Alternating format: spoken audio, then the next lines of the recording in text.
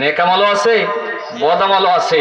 তবে এদের কথা আল্লাহ বয়ান করে সারা বিশ্বের মানুষদেরকে সতর্ক করে বলেন, এরা যেরকম নেক আমল করেছিল বদ আমলও হয়ে যায়, যেরকম তওবা করে তারা আল্লাহর পক্ষ থেকে নাজাত প্রাপ্ত হয়েছে, আল্লাহর পক্ষ থেকে একদম মাফি নিয়েছে, তোমাদের জন্য তার আদর্শ, তোমাদের জন্য তারা মাপকাঠি, তোমরাও তাদের পদাঙ্ক অনুসরণ করো, তোমরাও তাদের পথে চলো, তবেই নাজাত প্রাপ্ত হয়ে যাবে, আল্লাহর পক্ষ থেকে একদম মাফি পেয়ে যাবে। সুবহানাল্লাহ।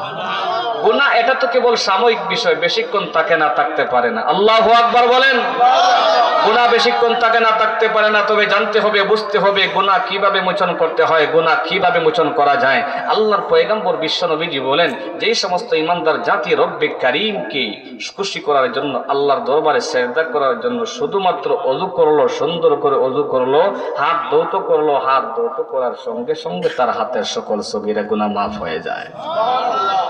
এর চাইতে ফজিলত আর কি হইতে পারে? তিরমিজি শরীফের বর্ণনায় বিশ্বনবীজি বলেন, আও মাহা আখিরি কাতরিল মা, অথবা পানির শেষ ফোঁটা পড়ার সঙ্গে সঙ্গে তার হাতের সকল সগীরা গুনাহ মাফ হয়ে যাবে।